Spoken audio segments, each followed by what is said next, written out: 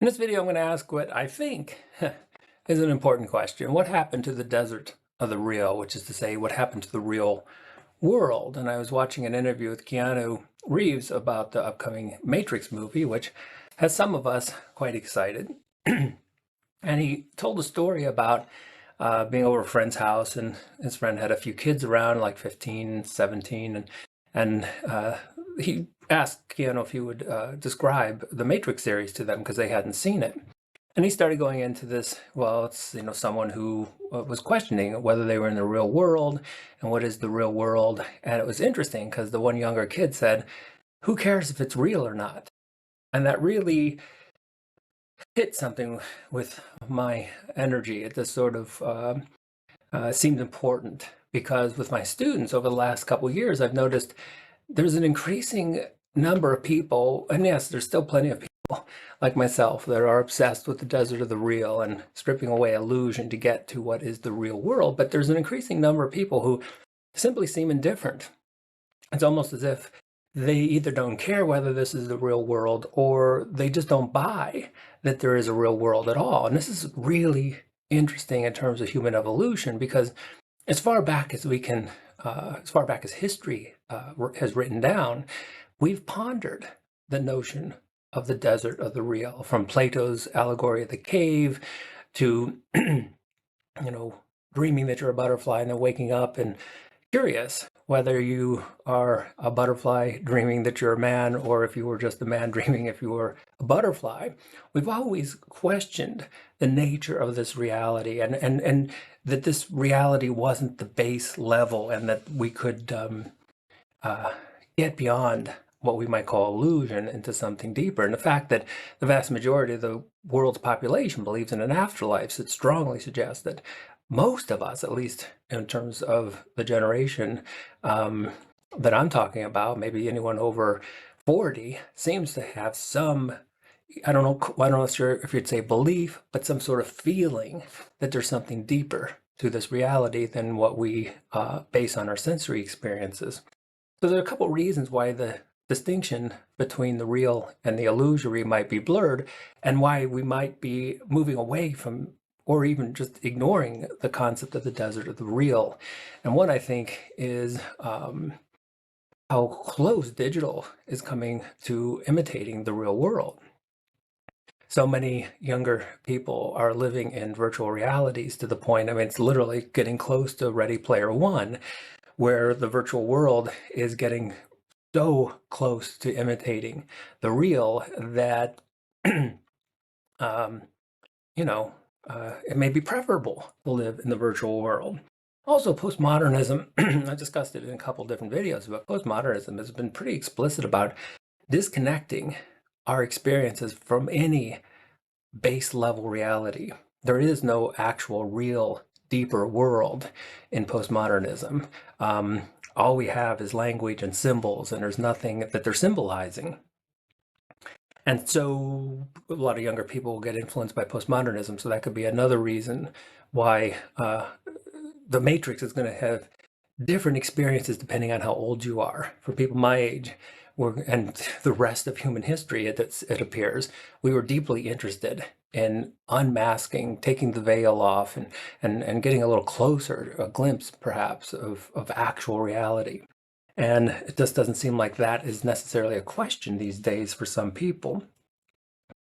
One of the points that I made in another video is that postmodernism is not similar. It may feel kind of similar to Buddhism, but it really isn't. And in Buddhism, we see a very clear distinction with symbol and what it symbolizes. So the Buddhists are very clear that a finger pointing to the moon is not the moon. You cannot drink the word water. And so in Buddhism, we see a very clear distinction between the symbols of reality and this deeper actual reality, which, of course, in other Advaita Vedanta traditions, the phrase Maya is brought up. And of course, that means illusion. And so much of what we're experiencing in this reality is illusory, which again implies not in a trivial way, but in a very deep way, that there is a deeper reality beyond this.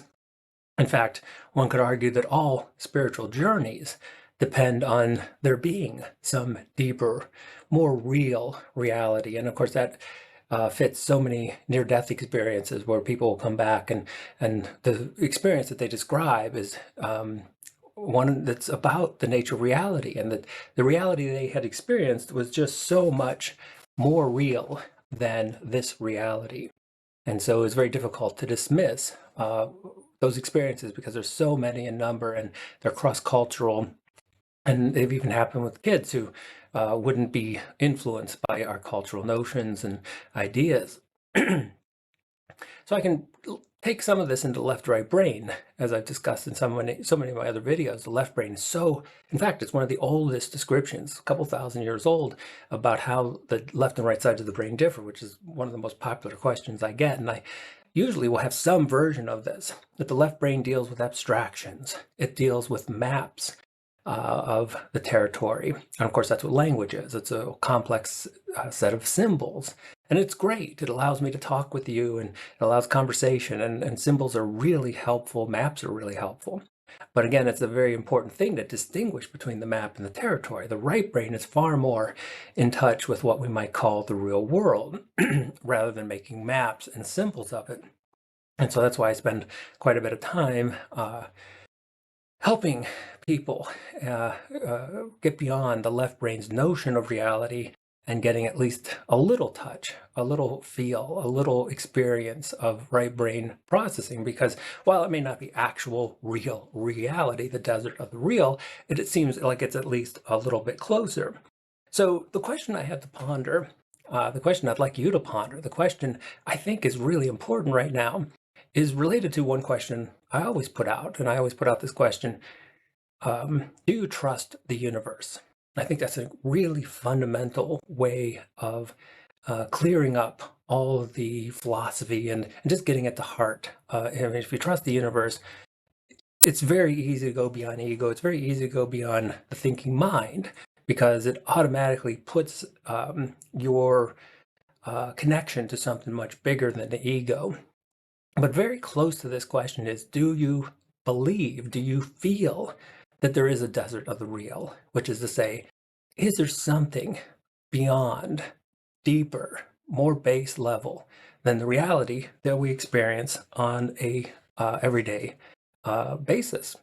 And for some people, in fact, this is very interesting, because in the consciousness world, they're putting consciousness as the desert of the real, which is, you know, this, it's a mystery. We don't really understand it, but consciousness may be very fundamental. And so it may be a fundamental part of this base reality. And all the stuff that we're experiencing, thinking minds, egos, and of course, all that is part of the Maya, part of the illusion. So there is still quite a bit of individuals out there, people, philosophers, and that they are getting into this desert of the real idea. But it's fascinating because, again, it seems like the younger crowd, as I get older and older, the younger crowd expands exponentially. But it's interesting to talk to this generation, because it seems like they're indifferent, or there's just not that, what we could call epistemological or ontological curiosity about the desert of the real. So I'm curious, do you buy into this? Is there a desert of the real, or is this all there really is?